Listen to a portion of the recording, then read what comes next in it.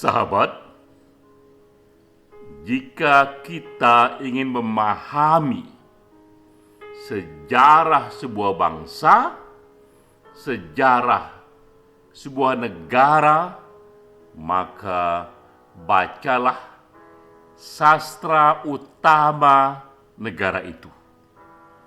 Karena sastra merekam batin sebuah bangsa, karena sastra merekam drama, pergolakan interior dalam diri manusia, merekam jeritan ataupun harapan individu pada zaman tertentu, merekam kemarahan ataupun keputusasaan masyarakat pada situasi tertentu.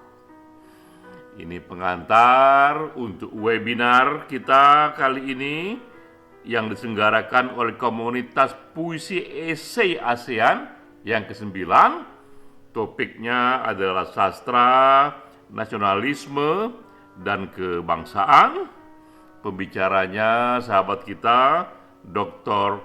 Yundini Husni Jamaluddin.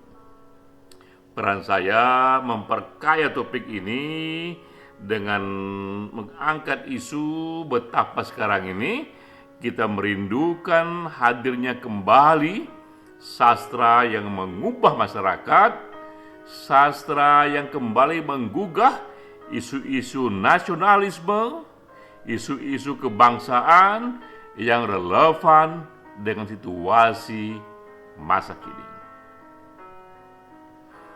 Saya mulai dengan contoh kasus novel Max Havelaar karya Multatuli. Ini novel yang merekam sepotong sejarah Indonesia di abad ke-19, sebuah novel yang merekam situasi Indonesia khususnya di daerah Lebak, Banten, yang dianggap novel yang ikut membangkitkan nasionalisme dan juga yang ikut mengakhiri kolonialisme. Jadi ini contoh satu novel yang merekam situasi di Indonesia sesuai dengan topik kita kali ini mengenai isu-isu yang berhubungan dengan nasionalisme, kebangsaan, bahkan juga di era itu kolonialisme. Novel ini ditulis oleh Multatuli. Multatuli ini sebenarnya nama samaran yang dalam bahasa Latin artinya banyak aku derita, karena memang ini novel yang merekam banyak sekali penderitaan kala itu, penderitaan rakyat kecil, penderitaan masyarakat di tengah kolonialisme dalam bentuk kekuasaan dan yang tak lagi peka kepada situasi masyarakatnya. Penulis aslinya bernama Edward de Westdekker, seorang Belanda yang lahir di tahun 1820 dan 1887. De Westdekker ini sempat datang ke Indonesia dan ia menjadi asisten residen di Lebak, Banten. Pengalamannya sebagai asisten residen inilah yang membuatnya mendalami, melihat sendiri, menyaksikan sendiri bagaimana jeritan batin masyarakat setempat di tengah penguasa, baik penguasa pribumi lokal di Lebak saat itu, residen saat itu, ataupun penguasa kolonialisme yang lebih besar yang menyebabkan jeritan batin yang begitu menyentuh saat itu. Novel Max Havelaar karena begitu besar efeknya bagi masyarakat pribumi saat itu, bagi nasionalisme saat itu yang dianggap ikut mengakhiri kolonialisme saat itu. Novel ini bahkan disejajarkan dengan novel lain di Amerika Serikat yang berjudul Uncle Tom's Cabin, dikarang oleh Harriet Beecher Stowe yang terbit di tahun 1852. Karena novel ini juga Uncle Tom's Cabin ikut mengakhiri perbudakan di Amerika Serikat. Jadi kita lihat betapa novel dicatat sejarah perannya mengakhiri ketidakadilan yang besar, narasi yang besar di zamannya. Uncle Tom's Cabin ikut mengakhiri perbudakan di Amerika Serikat, sementara tadi Max Havelaar ikut mengakhiri kolonialisme di Indonesia. Nah, ini isi dari Max Havelaar, ringkasannya. Dimulai kisah novel ini dari situasi abad 19. Itu situasi di mana terjadi kegagalan ekonomi VOC. VOC kita tahu adalah nama dari satu perusahaan besar dari Belanda. Awalnya Hindia Belanda, itu negara kita di masa lalu, populasi kita di masa lalu awalnya dijajah oleh sebuah perusahaan bernama VOC. Jadi kita lihat di zaman dulu yang menjajah kita itu adalah sebuah perusahaan yang bernama VOC. Lalu VOC mengalami problem ekonomi dan akhirnya penjajahan beralih kepada pemerintahan Belanda. Ini setting awal dari kisah dari buku Multatuli yang berjudul Max Havelaar. Nah, diceritakan di sana sebagai satu settingnya bahwa untuk memaksimalkan keuntungan penjajah diterapkanlah tanam paksa dan kerja rodi.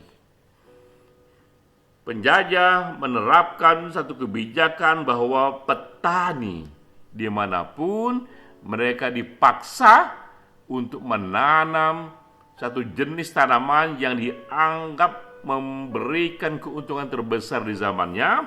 Antara lain di situ ada kopi dan gula. Diperkenalkanlah aneka sistem yang disebut sistem tanam atau culture stelsel. Ini situasi yang membuat rakyat tak ada pilihan lain. Jika mereka ingin selamat, maka jenis tanaman yang harus ditanam sudah ditentukan oleh penjajah. Pada saat yang sama juga di novel itu diceritakan penjajah juga berdagang opium. Mereka pun menjual opium kepada penduduk pribumi. Dari situasi yang tertekan di penduduk pribumi ini, mereka pun acap kali juga melakukan satu kartasis pelepasan dengan menghirup dan menikmati opium yang juga dijajakan oleh pemerintahan Belanda di sana. Novel ini menceritakan betapa penjajah menimbun kekayaan dari penderitaan yang dijajah. Sebagaimana novel-novel besar lainnya, pesan besar ini diceritakan dengan berbagai kisah yang menyentuh hati. Sementara juga pada saat yang sama, Bupati pribumi, terutama Bupati di Lebak yang disaksikan sendiri oleh Multatuli, ini bupati yang sangat korup, yang mengeksploitasi rakyatnya sendiri. Dan dituliskanlah semua itu dalam bentuk novel. Dan novel ini pertama-tama terbit di Belanda dalam bahasa Belanda dan dibaca oleh elit pemerintah Belanda di negaranya. Karena memang penulisnya adalah Douwe Dekker, seorang Belanda yang dengan sendirinya mereka memahami situasi psikologis populasi Belanda saat itu, sehingga novelnya mudah sekali menyentuh the heart and the mind dari elit Belanda. Nah, dampak dari novel ini, ini hebatnya sebuah novel yang besar yang menyentuh. Dampaknya adalah setelah novel ini terbit, banyak sekali masyarakat yang semakin terbuka pikirannya, termasuk masyarakat penguasa Hindia Belanda di Belanda sana, para elit yang memutuskan kebijakan di Belanda sana, maka mereka lebih berani untuk menentang kebijakan kultur stelsel ini, sampai akhirnya sistem ini berhasil dihapuskan.